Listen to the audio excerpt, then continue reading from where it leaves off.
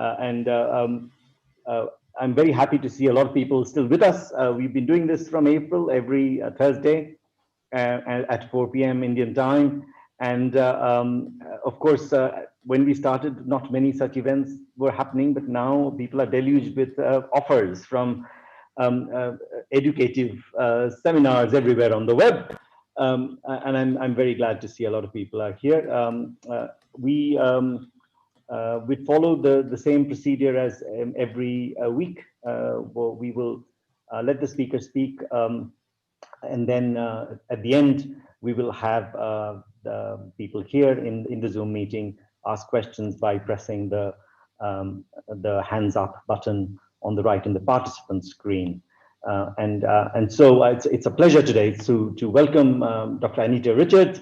If you watched the press conference for the announcement of the discovery of phosphine on Venus a few weeks ago, that caused a lot of sensation, you would have seen her in the press conference.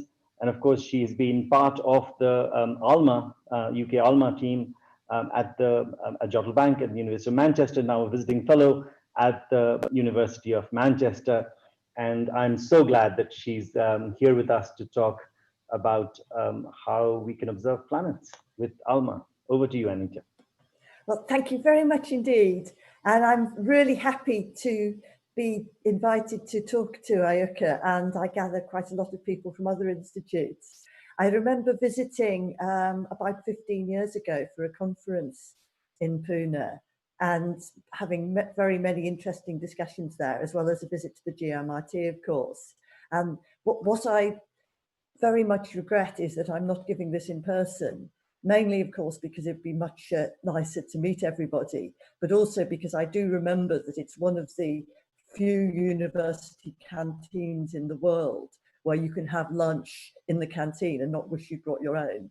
And so thanks very much again for inviting me. And I'm going to talk about a few instances of observing planets with ALMA, mainly about the recent discovery of what we think is most likely phosphine on Venus, but also a bit about exoplanets as well.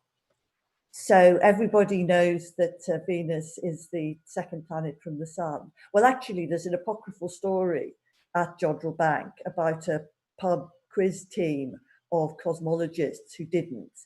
But leaving that aside, what perhaps is less well known is that although people are aware that the surface of Venus is extraordinarily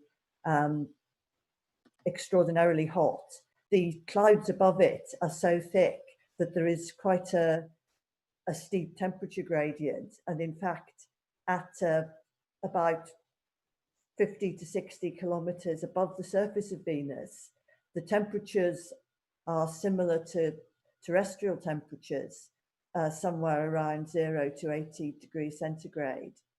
And the pressures are also similar to the surface of the Earth.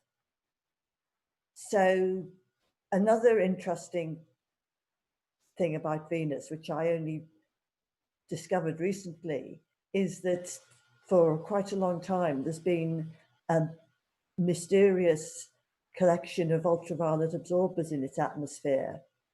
And these happen to have a similar appearance to cloud bacteria in the clouds of Earth, although this is actually probably just a coincidence, but it's one of the things that made people think of using Venus as a benchmark for investigation.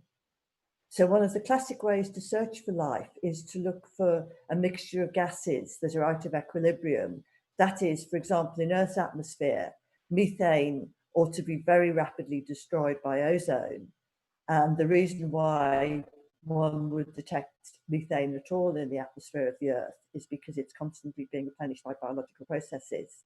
Methane isn't a terribly good gas to use for this test because there are other sources of methane besides living creatures. But phosphine, certainly on Earth, we know of no way to make phosphine other than either by human activity or bacteria.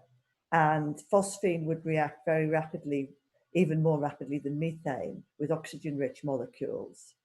So Jane Greaves was thinking of using it as a biomarker generally, and decided to use the James Clerk Maxwell telescope on Hawaii to try and observe phosphine, or rather to set up a limit, because she genuinely did not expect remotely to get a detection, which of course is what did happen. And the reason why we observed with the JCMT at 1.12 millimeter wavelength is because of the predicted transitions of phosphine. That is the strongest transition in one of the least obscured atmospheric windows of Earth.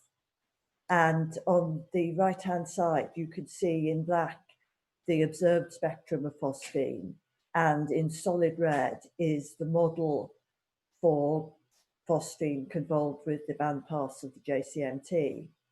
And one thing to note is that for those of you used to seeing Gaussian-shaped lines in the interstellar medium, in a planetary atmosphere, you actually see the line is predominantly pressure broadened, kind of a Lorentzian shape. And you can use the width of the pressure broadening to deduce the altitude of the line in the atmosphere. And it turns out that indeed, where we detected phosphine, from now on, I'm going to say we detected phosphine because we are pretty confident that it's a secure detection. Where we detected phosphine is indeed right in the temperate zone. And this just shows a list of the main previously known components of the atmosphere of Venus, mostly carbon dioxide with a small proportion of nitrogen and a very significant, very small but extremely significant proportion of sulfur dioxide. It's deficient in water compared to the terrestrial atmosphere, and other significant minor components are the extremely reactive hydrogen chloride and hydrogen fluoride. So these are down in the parts per million, and then the concentration of phosphine was approximately 20 parts per billion. So we followed up the JCMT observations with ALMA, and I'm just going to say a little bit about ALMA. So those of you who either have absolutely no interest in instrumentation or are already familiar with ALMA, this would be a good time to go and make a cup of tea. And ALMA is in the second driest place on Earth, the Atacama Desert, which is also the second highest workplace after the Mount Everest post office. And it's extremely dry. There are up to 50 12-meter antennas in the main array, which is the array that we use to observe Venus. And because of the site, it has very good seeing in all the atmospheric bands that are not completely obscured by water, eventually between 30 gigahertz and almost a terahertz. And we observed here in band 6. And you can see why we picked that particular transition of phosphine, because the other two transitions, unfortunately, come in parts of the spectrum with much worse transmission. Whereas on a good day or a better night, the transmission at ALMA at a 1.1 millimeter is well over 90%. So a single dish of ALMA has a resolution not much better than the human eye. You can just see the temperature map of our own moon, for example. But if you move to radio interferometry, if you join together signals from telescopes many kilometers apart, then you have a good enough resolution, for example, to see details in the atmosphere of Jupiter's moon, Europa. And this, of course, comes at a price, because with a single dish, you have a pretty clean response to the object that you're looking at. The side lobes are what we call basically spurious responses, which have to be cleaned out. But if you're using interferometry, then you have much worse side lobes, which have to be removed from the image. And you also have this problem of missing spacings. In essence, an interferometer is a bit like a speckle instrument with a lot of holes in it. And you only pick up emission on scales that correspond to the spacings between the interferometer tracks, the tracks made by the separations of pairs of antennas. So if you look at Jupiter with ALMA with short baselines down to the antennas being almost touching, then you see pretty much all of Jupiter. And if you compare this with a high resolution Gemini image, and then to get the same resolution, you move the ALMA antennas much further apart, you will then lose the large scale smooth emission. And so if we have that problem with Jupiter, you can imagine what it's like observing something much closer, i.e. Venus. So when we observe Venus, its year is a bit less than an Earth's year, but its rotation on its axis, its day, is retrograde. So its day is almost as long as its year. On the other hand, the surface cloud layers and the temperate layers blow around Venus at with a period of as short as 4 days in some cases. The millimeter wave emission from Venus is mostly a sort of pseudo continuum from the clouds in the atmosphere, and because of the very fast rotation, it doesn't really matter whether it's from the part of Venus facing the sun or not. But as we didn't know whether any possible production mechanism for phosphine would prefer light or dark, we observed Venus when it was partially illuminated, as you can see.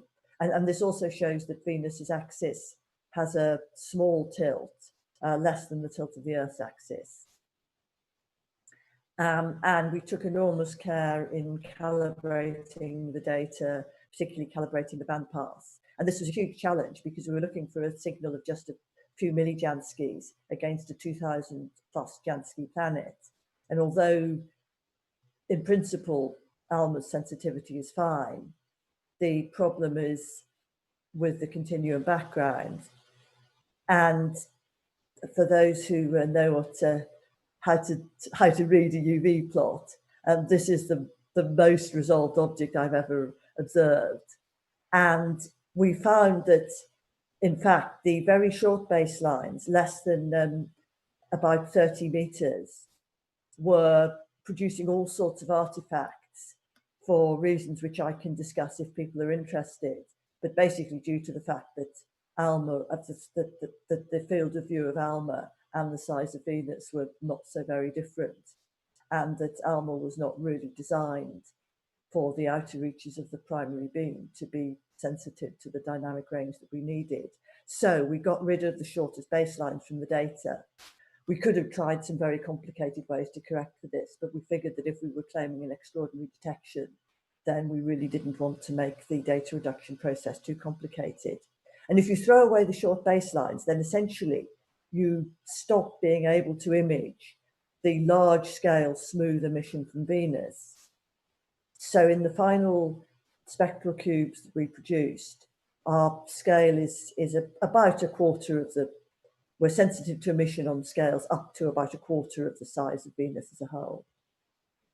When we extracted spectra in each individual synthesized beam, each resolution element of about an arcsecond, then you don't see very much in the individual spectra. But if you stack the spectra, then you start to see something. And so Jane tried various ways of stacking the spectra and discovered that after you stacked it, you've then got essentially a one-dimensional spectrum. And so you're subtracting a baseline in a plane that most astronomers can relate to. So we did that.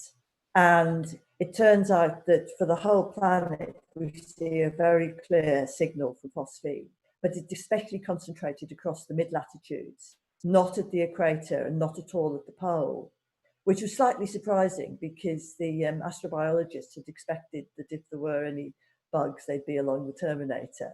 But, you know, that is such a big flight of fancy that, you know, we weren't particularly surprised it turned out to be not where the first expectation was. so we did a number of checks, just to mention one of them, which was that we'd also observed a line of deuterated water, heavy water, and which is another very minor constituent, similar concentration, but known. And indeed, we did detect that as expected.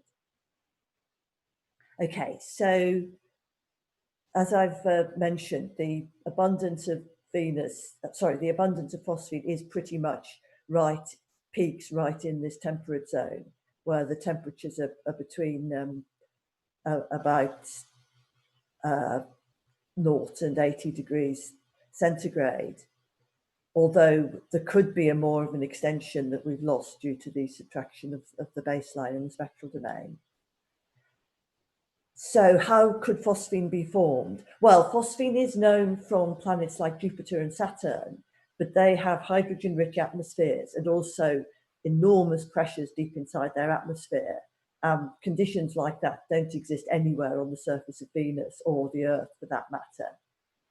The phosphine found in the terrestrial atmosphere, as far as we know, comes exclusively from anaerobic bacteria or as a byproduct of industrial processes like making fertilizer.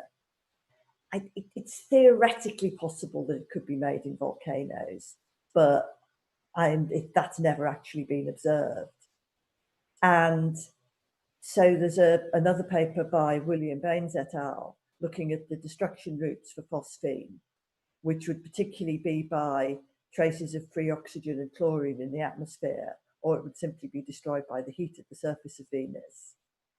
And phosphorus is it's a relatively abundant trace element, if that makes any sense, but it would mostly be in a highly oxidized form, such as phosphoric acid.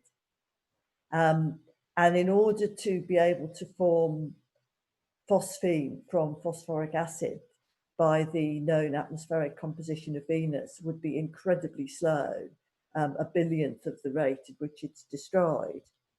And so this shows the possible production rate in blue, which you can see as you get up higher into the atmosphere, the rate of molecules per centimeter cubed per second absolutely plummets.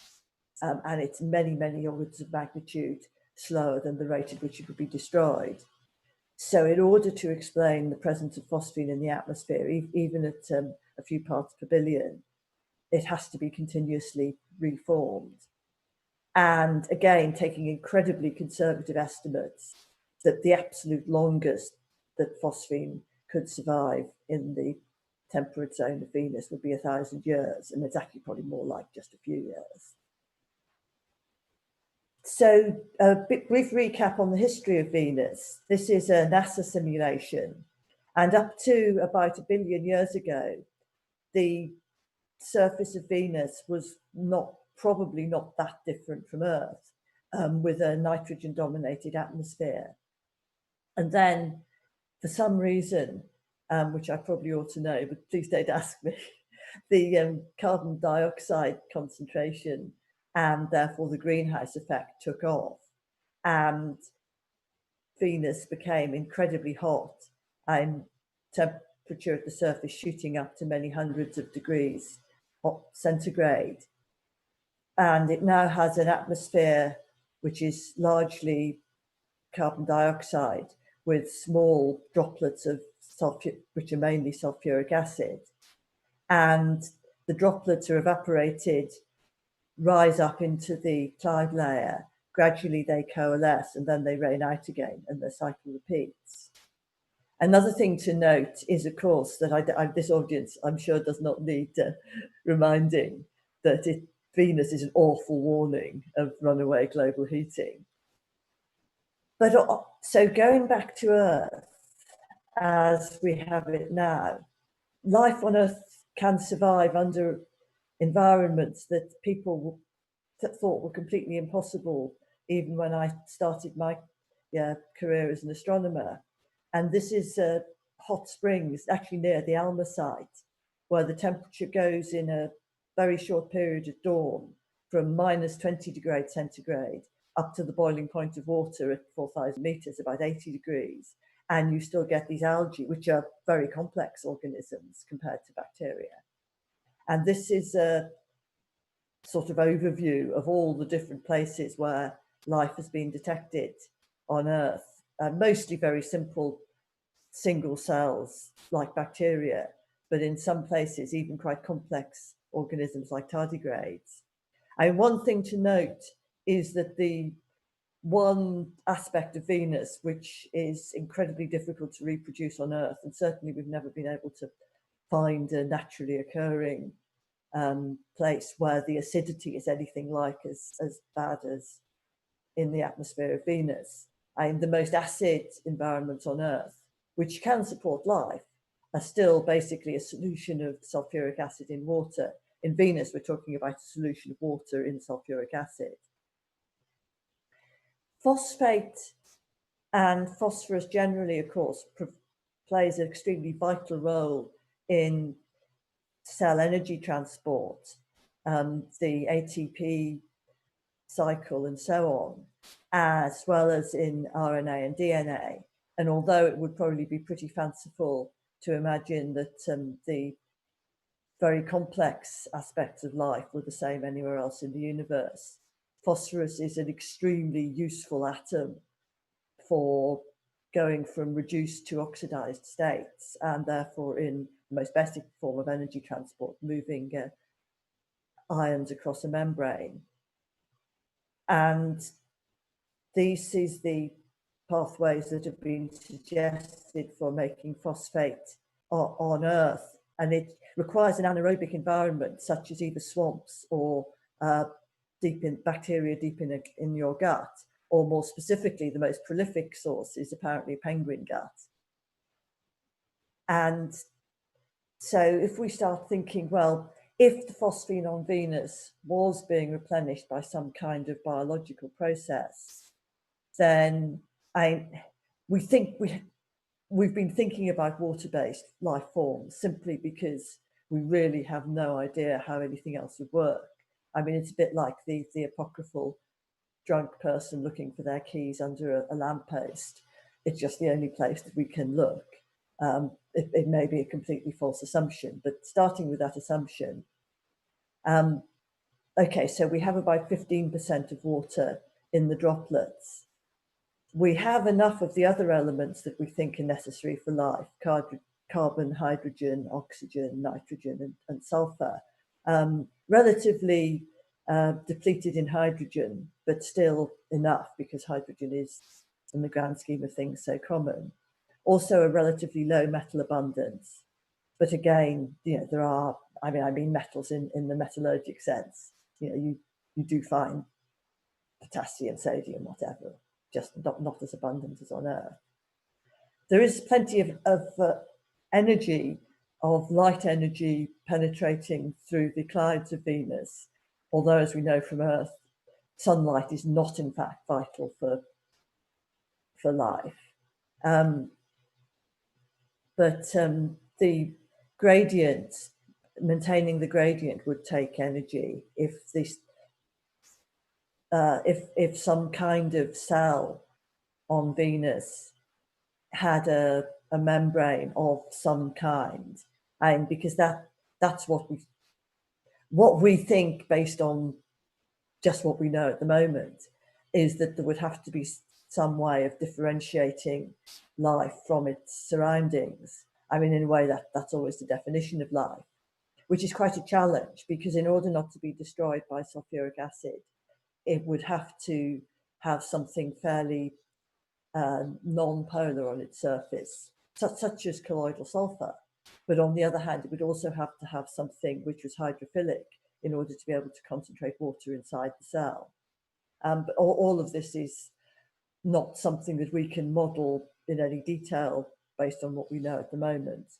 But astrobiologists tell me it's not completely impossible. So the hypothetical life cycle of some kind of microorganism on Venus is that you'd have a phase where the spores were desiccated and floated in the lower haze, so they could withstand temperatures of a few hundred degrees centigrade. and it's dynamically feasible that particles of a similar size to terrestrial bacterial spores could survive at this kind of level, at the pressures and so on in Venus's atmosphere. And they could gradually float upwards in a timescale of a few years, whereas the settling timescale to fall down to Venus's surface would be much longer. And there are circulation currents in Venus's atmosphere, both convective and waves, gravity waves, not gravitational waves, gravity waves producing updrafts. The gravity waves are essentially shock waves passing through the atmosphere, which don't cause a bulk motion, but they could well cause small particles to be wafted upwards. And there is also the known convection, the sort of Hadley cell convection. And as the spores and other particles are wafted upwards, these act as condensation nuclei. And so the droplets grow to 2 or 3 microns in size. And if the spores inside the droplets could rehydrate, then it would be possible for microorganisms to reproduce. And this shows the part of Venus's atmosphere where the hypothetical life cycle is being modeled to take place. And if we zoom in on that in more detail, so starting at 1 is where the spores are floating in the haze, which is too hot and too dry for biological activity, but which is not too difficult for them to survive. They slowly diffuse up into the temperate zone and act as condensation nuclei.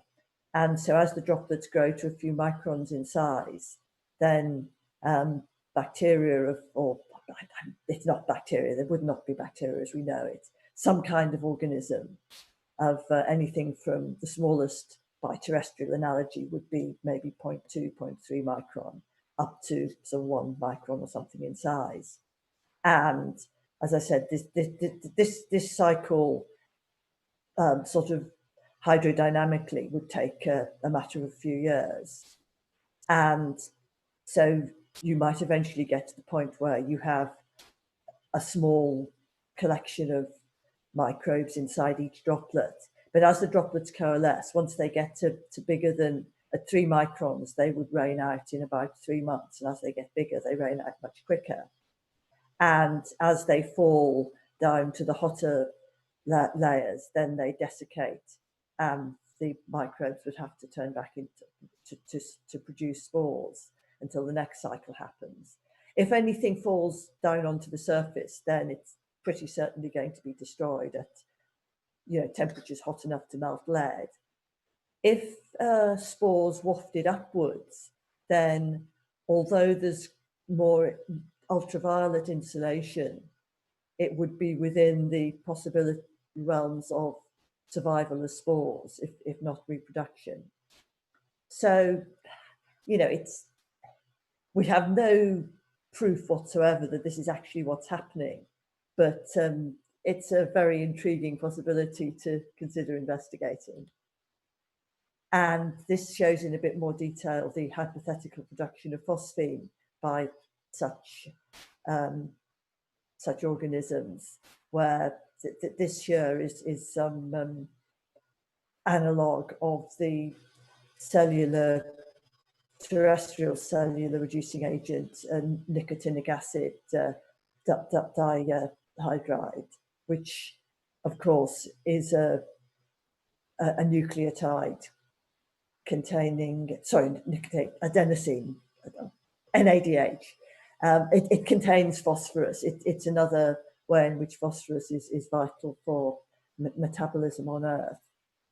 And the sort of estimates of energy needed and so on all are not way outside the bounds of possibility. And in particular, an independent team calculated what the potential mass of biological material would be needed to produce the detected amount of phosphine on Venus.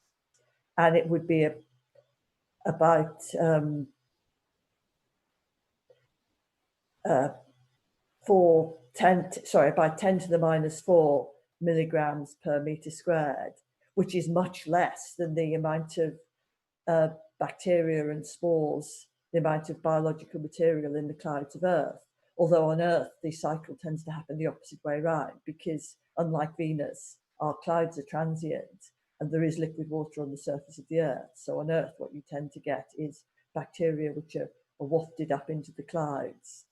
They survive as spores in the clouds and then reproduce when they rain back down to Earth. So one of the first bits of follow-up was that the team who did the original pioneer Venus mass spectroscopy many years ago, the allocation or the identification of molecules was based on a predefined template, which didn't actually include phosphorus. And so they re-examined the mass spectrometer results and found that there could actually be masses corresponding to phosphine, which had previously been assigned to hydrogen sulfide, because dihydrogen sulfide has a very similar atomic or molecular mass in atomic mass units to pH3. And so it is actually possible that Pioneer Venus also detected phosphine. And in terms of future prospects, it may be possible for Bepi Colombo to take a look on the way to Mercury. When ALMA is reobserving, we will try and repeat the observations with more, like doing a small mosaic and things like that, to avoid or minimize the problems that we encountered before. And eventually JWST will be able to observe the shorter wavelength transitions. And of course, in the long term, what you want is space missions to go and measure the particles and measure the composition directly. It's even possible there may be a mini mission launched in about 3 years' time. And to go with that, we need to do a lot of work on the astrochemical and astrobiological models. Right, moving on, I want to just briefly talk about some other work. ALMA has done a great deal of work on planet formation, and it also does a great deal of work on other planets in the solar system. But one thing which I've been involved in was looking at the nearest star to Earth, Proxima Centauri, which is relatively inactive M dwarf. Something I should have checked before I came. I don't know whether you can actually see Alpha Centaurus A and B from Puna, which are the closest naked eye stars. Alpha Centaurus is the closest naked eye star to Earth. But Proxima Cen is actually very slightly closer. It's 1.295 parsecs. It's much smaller than the Sun and has a much smaller mass, only just over 10% of the mass of the Sun. And it's much cooler at 3050 degrees Kelvin, which means that it has a luminosity, only 0.1% of solar luminosity. And it's a relatively inactive M dwarf. And people who are interested in exoplanets may know that there have been quite a lot of planets discovered around more distant M dwarfs. And there's always been a lot of debate about, whilst in theory, quite a lot of the close-in planets, so they're relatively easy to detect, are theoretically in the habitable zone. A lot of M dwarfs are extremely active. They're flare stars. So in order to protect life as we know it, they would need a pretty good ionosphere or something. Although with the discovery of microorganisms in things like nuclear reactor waste on Earth, maybe not quite as much protection as we might have thought it needed. Anyway, Proxima Cen A is relatively inactive for an M dwarf. although it did actually have a rather annoying flare during the ALMA observations, but they don't fundamentally change our results. There was a planet discovered by the radial velocity method with an orbit of 11.3 days and a radius, a radial separation of 0.05 AU, which is potentially in the habitable zone. And we carried out observations with ALMA using both a low resolution configuration, giving us a 7 arcsecond beam, and a high resolution configuration, giving us 10 times higher resolution. And at the high resolution, we see the expected central blob with a slightly higher flux density than from the star alone. And we also see this other blob, it's by 5 or 6 sigma significance. But I shall come back to that later, because I was very skeptical and insisted that the PI, Gerhard Anglada, put all kinds of cautions in the paper as to whether we thought that was real or not. But it turns out he was probably right. And then if you go to lower resolution, then you see a much greater excess, which is probably mostly due to dust near the star, somewhat analogous to a Kuiper belt. And you also see this ring much further out where there seems to be a slight excess of emission. And it turns out if you sum that, if you average around the ellipse, that there is actually a large scale excess there, which could possibly be a debris disk at something like 30 AU from the star.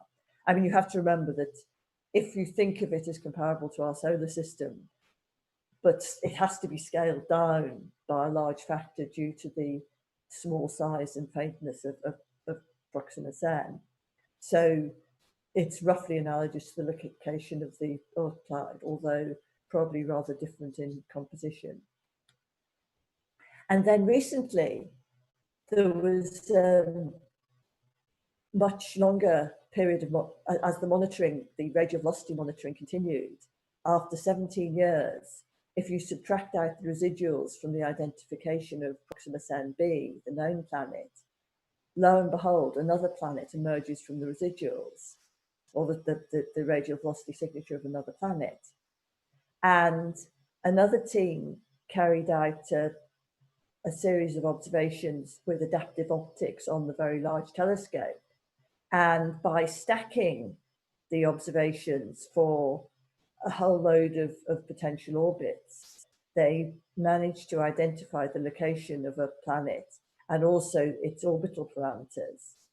And I was bowled over by this, that if you, and I don't think they even, they didn't particularly consider the ALMA observations.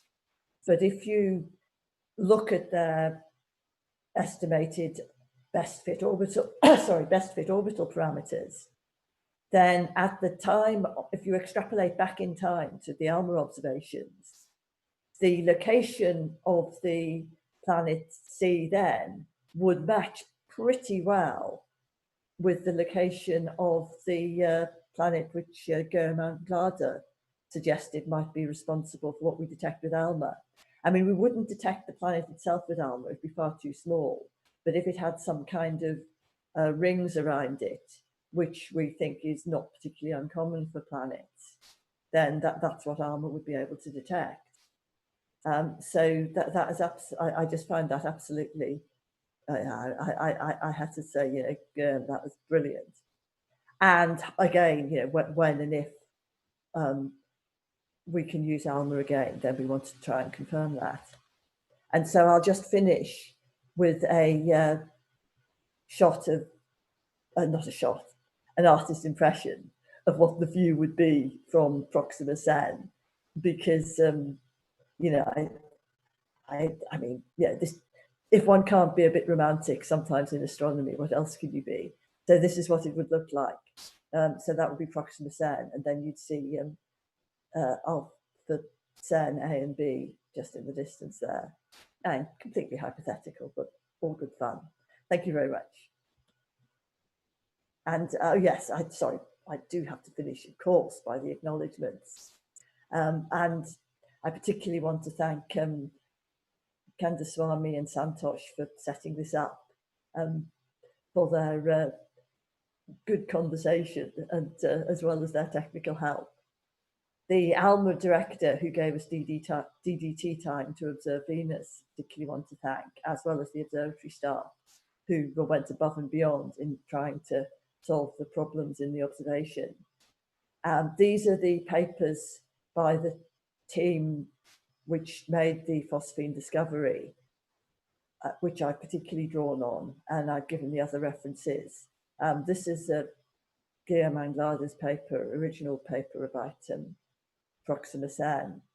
And of course, I'm indebted to many other sources for figures, in particular Wikipedia and ESO, NASA, and a few other places. So now I really am finished. Thank you. Thanks very much, Anita. That was wonderful, wonderful talk. We have, and I'm glad you're back on. You are keeping your video off. Okay, that's fine. Actually, I'm trying to turn it on. Oh yes, that's come on. Okay. It doesn't matter. No, it's come on. So thank you. Whatever works with your bandwidth. If it starts to hiss, I will. I'll get rid of it.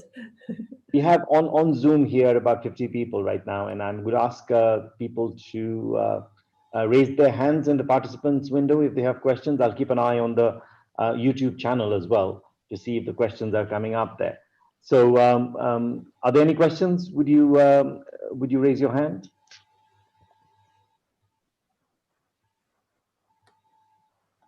Asim, go ahead. Asim, I've unmuted you. The first question is from Asim Paranjika. Yes. Hello, Dr. Richards. So, hi. I just want to say that as a sci-fi enthusiast since my childhood days, the prospect of life on Venus is absolutely fascinating. But as a physicist, I've also been trained to be skeptical. So maybe could you briefly explain why is it so difficult to imagine non-biological signatures for phosphine in Venus? I know your paper dealt with this in detail, but maybe for a non-technical audience. Well, you will get an extremely non-technical reply from me because that is really outside my area of expertise. And I have to say completely honestly that, I had to take the word of my colleagues for this. But essentially, they ran a large number of models using what we do know about the atmospheric composition of Venus. And that is how they came up with the extremely slow production of phosphine. And I think mainly because the reactions to remove oxygen and add hydrogen to phosphoric acid are going to be very low probability reactions when you have an atmosphere which is mainly carbon dioxide and even with very reactive chemicals like sulfuric acid, chlorine and oxygen floating around. And so that's why they simply couldn't explain how to produce it. And as I said, it is worth noting that Earth's atmosphere is less highly oxidizing. I mean, we have oxygen, but we don't have much sulfuric acid, fortunately. And we don't find it formed spontaneously on Earth other than by life. Mm-hmm. Maybe another way of, if I can just continue, maybe another way of thinking of it is what kind of conditions might be required on Venus to explain phosphine? Is this something that people have also looked at? Yes, I mean, as I said, we know the one way that we know it's for sure that it's formed naturally, as in non-biologically, is if you have a hydrogen-rich atmosphere, an atmosphere rich in reduced compounds at very high pressures. And it is just about feasible that this, as well as happening deep inside Jupiter and Saturn, it could happen in volcanoes. And so, in fact, I think there have been at least one paper on AstroPH suggesting that this is a possible route to formation on Venus. We think this is extremely unlikely. I mean, we cannot say it's impossible, but it's extremely unlikely because the amount of volcanism required would almost certainly have left other traces, such as much higher concentrations of sulfur hydrides than are actually observed on Venus. So yeah, it's not impossible, but it's extremely unlikely. All right. I think, of course, you said, I think Asim also alluded to, is that phosphine does not remain more than 1,000 years, right? That's the kind of, is that the maximum amount of time it remains given Venus's atmospheric conditions, or is that some kind of a half-life? Because a lot of people would then ask, is there phosphine left over from a much older cycle of phosphine production? Well, I mean, the timescales quoted were specifically the length of time that phosphine would survive to, if it was, actually I should have put this in. There was some starting levels of concentrations in order to give the detected concentration 1,000 years later. And I think the starting levels were, if you had the absolute maximum possible volcanism that could have taken place on Venus without leaving, far more absolutely visible signs on the surface of Venus. So yeah, I mean, it is, yeah, like I said, I mean, it's not something that we can say, it's 100% certain that it's utterly impossible, but you get down to the, the sort of levels of probability where, life becomes no less improbable than all the other things that we don't understand. Yeah, thanks. Asim, are you done with your questions, or did you have something else? Okay, so let's move on to the next question is Dr. Indulekha. Indulekha, I'm unmuting you. You are mentioning that these spores are not, the surface layers are inimical to the spores. Now, the question is, if it is life, how did it originate? Generally, when you speak about origin of life on Earth, you say you need that surface and liquid water instead of originating in something which is a gas. So if the surface is inimical, how did it originate if it is life? The other thing is, how would you compare? If it is life, how would you compare and would you comment on the possibility of two different possibilities for the nature of life, the kind which you find on Venus and the kind which you find on Earth?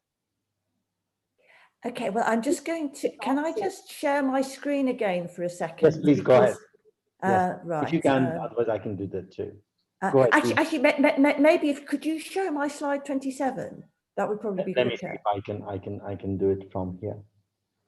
Because I was actually aware after I moved on from that slide, that I had skipped over mentioning slide 27. Okay, 27. Yeah, I'm going to try and share that screen. Yeah. It's the one with the NASA simulation. Lovely. Yes, thank you very much. Yes. Yes. Sorry, I should have said this. So I'm very glad you picked this up, that during the period up to about 1 billion years ago, there was probably liquid water on the surface of Venus, and life, quote unquote, as we know it, could well have evolved. And that sort of tallies with what we know about life in extreme environments on Earth, that the way that we think that, microbes in ultrasaline pools or nuclear reactor waste or something, we think that it's because, of course, terrestrial bacteria evolve extremely rapidly. If you have a slowly changing environment, and yet by geological timescales, sort of slowly changing, if you look at the rate of global heating on Earth, I mean, bacteria can adapt fine. We're the ones who are having trouble. So I think that that's the suggestion, that if life did evolve on Venus, it evolved, more than a billion years ago. I'm not quite sure what the second part of the question was. Were you sort of comparing life on Venus and Earth, or were you asking about the possibility of the transfer of life? It's not about transfer of life. It is whether there are two kinds of life forms possible. Is there any actual difference expected in the kind of life form? Right, yes. Like ammonia-based life forms, etc., like that. And right, so, yeah. A related question to the previous one is, then is there some expectation regarding the time scale for the runaway greenhouse effect on Venus to have taken place? The time scale for the runaway that made it very hot much later in its history. Generally, you expect planets to cool, but is it the heating from runaway greenhouse effect, or? Okay, so just to take that one first, because the slide's there, I just have to say I don't know. I mean, I'm sure that I think that if you checked out the NASA simulation, and I can find the web reference, and if you can't find it, I'm sure you can pass a message to me. But I found it fairly easily. I mean, I think that it is because, as probably inorganic routes such as volcanism added to the carbon dioxide in Venus's atmosphere, because Venus is just that much closer to the sun. On Earth, once plants evolved, they started removing carbon dioxide from the atmosphere. And so we reached this balance. I mean, it's entirely an atmospheric effect as far as I know. It's not an effect to do with geothermal heating from the core of Venus, but it's because the CO2 in the atmosphere, I think initially in the cool early Venus, CO2 can be inorganically removed from the atmosphere, such as by forming carbonate rocks, if you have water. But then once volcanism gradually replenishes the CO2 in the atmosphere, then if you don't do anything to take that away, then you get the runaway greenhouse effect. In terms of different forms of life, I mean, involved with this work, we didn't consider things like ammonia-based life or silicon life and things like that. I mean, I know that they're all, not at all impossible as far as we know, but we just have so little to go on. So we did only consider water-based life, and we considered life that would have some kind of energy transport and so on, similar to Earth. And to be honest, I think the main difference that we came up against, and at the moment, we just sort of stopped there and said, okay, this is a problem that would have to be solved, is the problem of the membrane. Because when people are talking about the origins of life on Earth, it's Mike Russell, who's one of the people who've done the most work on this, put it like this, that if you want to start making a meal, the ingredients are completely useless unless you've got a cooking pot. And similarly with trying to form life, you need some kind of membrane or some kind of surrounding wall to hold the ingredients in one place, because the definition of life is something which can reproduce itself. So the membrane defines what the self is in that sense. And it also allows the reactions to take place that are defying entropy. And at the moment, there is this conundrum that the membrane would have to both be resistant to sulfuric acid, but it would have to concentrate water.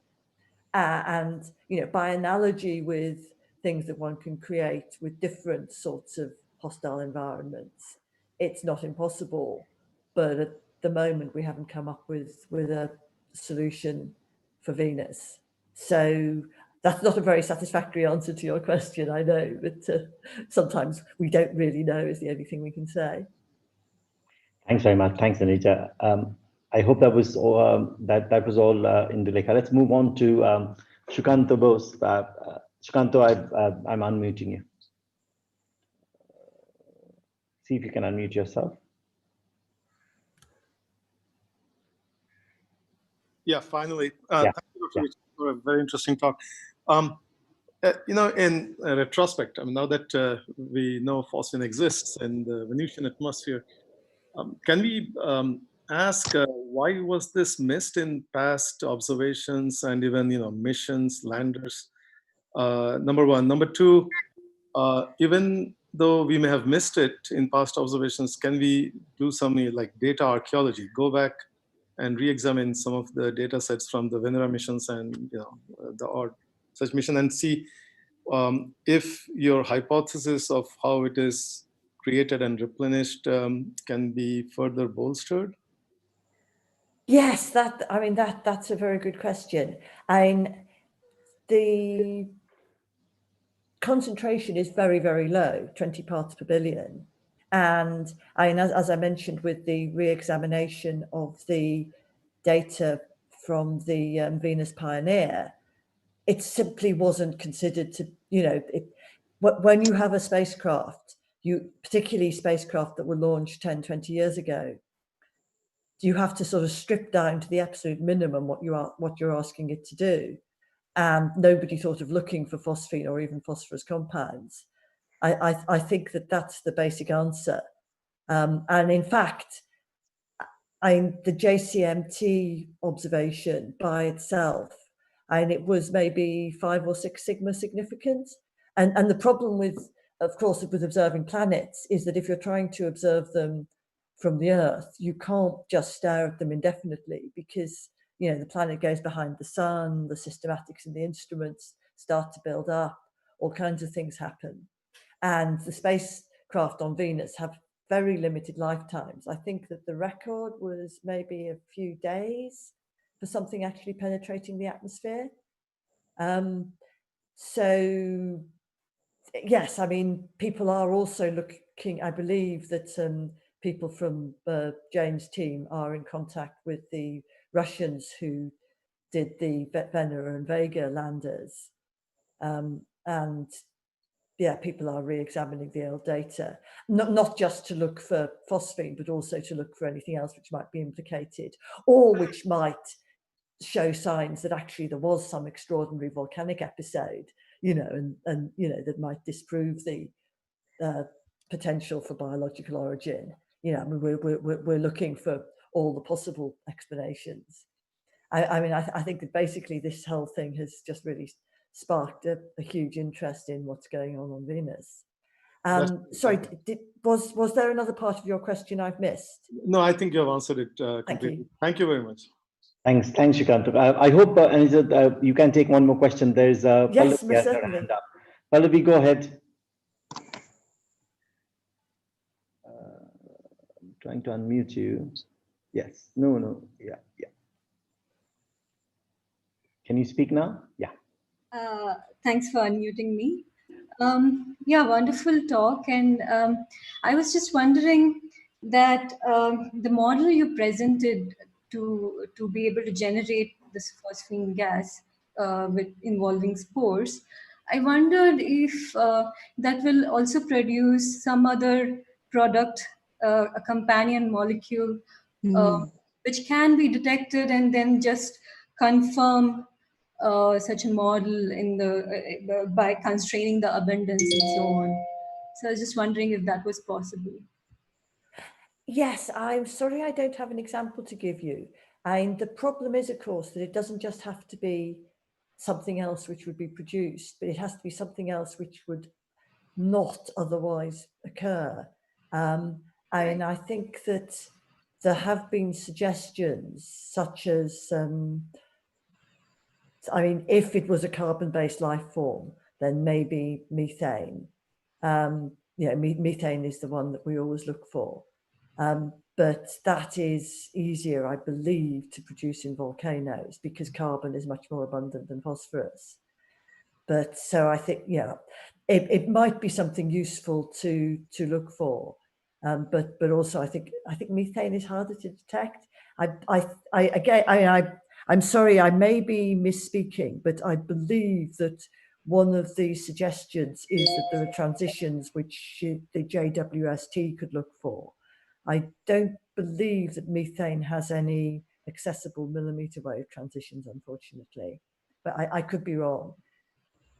But yes, that's exactly what in the long term we should be doing. And of course, any mission, if it was designed to have sensitivity to these particular traces, then that would be a very good way of investigating. Okay, thank you. Thanks very much. Thanks. Is anybody else have any questions? I'm looking to see. I didn't see anything substantial in the YouTube questions either, but I can check again.